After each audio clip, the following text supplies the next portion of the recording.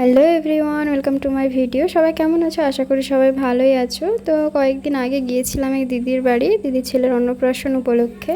তো প্রথম দিন রাত্রিতে কার্তিক পুজো হয়েছিল, দেখতেই পাচ্ছ ওরা সবাই ঘর ডুবাতে গিয়েছিল। আর এদিকে পূজার জোগাড় প্রায় হয়ে গিয়েছে, তো কিছুক্ষণ পরে পুজোও শুরু হয়ে গিয়েছিল। আমি যেহেতু অনেক দূর থেকে জার্নি করে গিয়েছিলাম, তাই আমি রাত জাগতে পারিনি, পুজোটা দেখিও নি। পুজো শুরু হওয়ার কিছুক্ষণ পরে গিয়ে ঘুমিয়ে পড়েছিলাম। আর দেখো সকালে এই পুচকুটাকে নিয়ে যাচ্ছে, ওর গায়ে হলুদ মাখানো হবে। ওকে একে একে সবাই হলুদ মাখাচ্ছিল, দেখো ও হাসছে, ওর ভালো লাগছে, এত লোকজন দেখছে। তারপর দেখো ওরা নিজেদের মধ্যে হলুদ মাখানো শুরু করে দিয়েছে।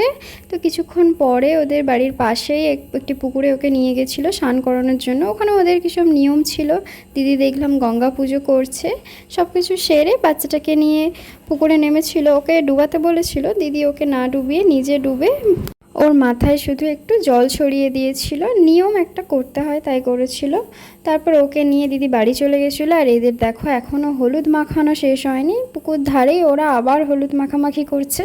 তো আমি ওখান থেকে বাড়ি চলে এসেছিলাম, আর এসে দেখছি এখানে পুজো মণ্ডপ করা হচ্ছে, আর ওই দাদাটা ওখানটায় সাজাচ্ছিল, কারণ বিকেলবেলা ঠাকুর আসবে, ওগুলো ওখানে বসানো হবে।